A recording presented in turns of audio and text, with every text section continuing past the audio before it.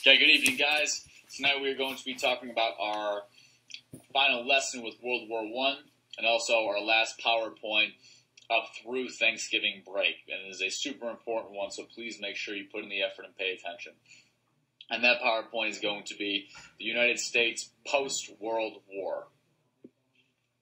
So our learning target for today, I can explain Wilson's goals after World War I and the U.S. reaction to them. So we're going to see how our president and the rest of our country differ a lot as to how the U.S. should approach our post-war world. First, though, let's talk about the rest of the world, not just the U.S. So the world after World War I is a total wreck. It is an absolute mess. Okay, the reason for that is because there is mass destruction that is taking place. You guys can see the U.S. is the only world power that is not destroyed by World War I. If you guys take a look at this, this is only the Allied powers. So the U.S., and this is deaths, the U.S. only contributed to 2% of total deaths from the Allied powers. So about less than 1% of total deaths in the World War were U.S., and as far as destruction goes, it's 0%, where everybody else is just a total wreck. So this really allows the U.S.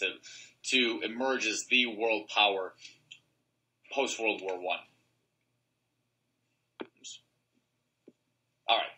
So what we're going to look at now is Wilson and the Treaty of Versailles. Now, the Treaty of Versailles was simply the treaty that ended World War I.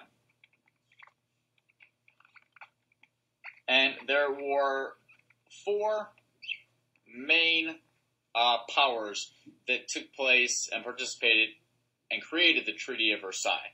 The U.S., Britain, France, and Italy. And there was some disagreement as to how we wanted to handle the Treaty of Versailles, what the terms of the Treaty of Versailles were going to be. So what Wilson wanted pretty much everyone to take equal blame. He realized that there were more people to be blamed, and it probably could have gone both ways. So a lot of people should take blame. And also that we should be very lenient to the Central Powers, the powers that did not win the war. So Germany, Austria-Hungary, the Ottoman Empire. And they felt that we should kind of give them a break. On the other hand, the Allied powers, they wanted Germany to take full responsibility for the war. And I'll just give it away now, but the terms of the Treaty of Versailles were brutal for Germany. So they had to take total guilt for the war, something called the War Guilt Clause. They had to pay over $30 billion in war reparations, and also return land to France that they took during the war. Okay, but this was the big one right here, this War Guilt Clause, and making them take full responsibility, when in reality it was not all of Germany's fault. One idea that Wilson proposed was the idea of the 14 points. And the 14 points are broken into three different sections. We're going to look at one section a little bit, and we're going to look at one section a lot.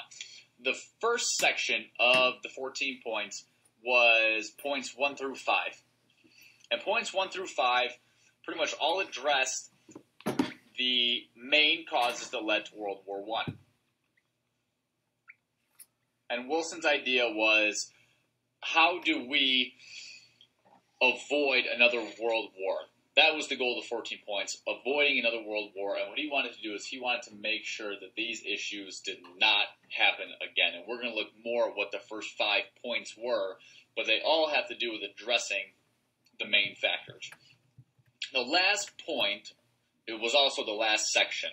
And the last point, the 14th point, was a creation of something known as the League of Nations.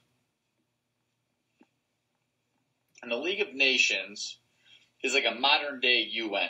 So it's just an international group of countries that tries to resolve international conflicts. So it's just an international group that resolves conflicts. And we're going to see that the League of Nations was most detrimental for why people in America did not want the League of Nations or the Treaty of Versailles. And we're going to get to that right now. There were two possible things that we could have done as the United States post-World War I because we are now the premier world power. The first thing, the thing that Wilson wanted is he wanted intervention. He wanted the U.S. to act as a policeman for the world.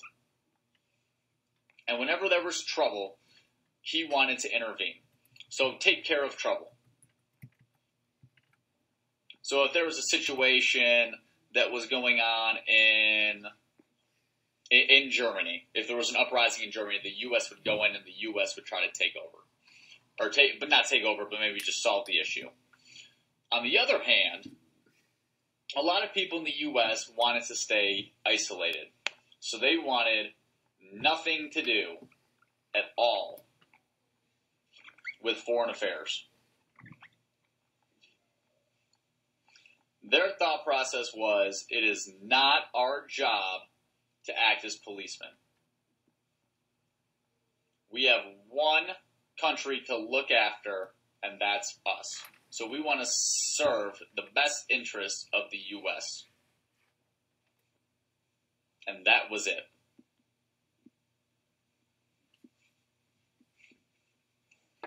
And these were two very, very different groups, and they went back and forth as to what we should do. Should we intervene? Should we not? Do we only care about ourselves? Do we care about the rest of the world? What do we do?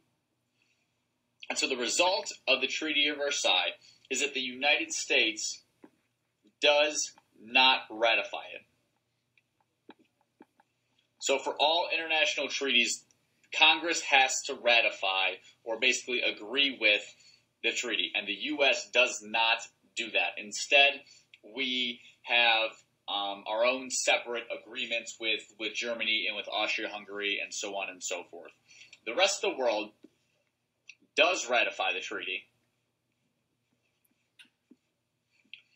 and pretty much the only one of the 14 points that they agree with and put into play is the League of Nations. So the rest of the world ratifies the Treaty of Versailles, and they implement the League of Nations. Now, the League of Nations, the U.S. is not involved. The U.S. is not involved at all in the League of Nations. And the problem with the League of Nations is that it is not powerful. Because since the U.S. is not involved, there's really no one else that anybody is afraid of. And on top of that, the reason for the creation of the League of Nations, everything else, is to prevent world war. So what are we going to do? We're going to try to avoid conflict at all costs.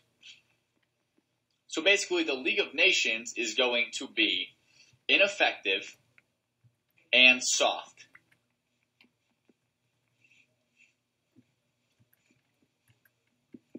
It does not work.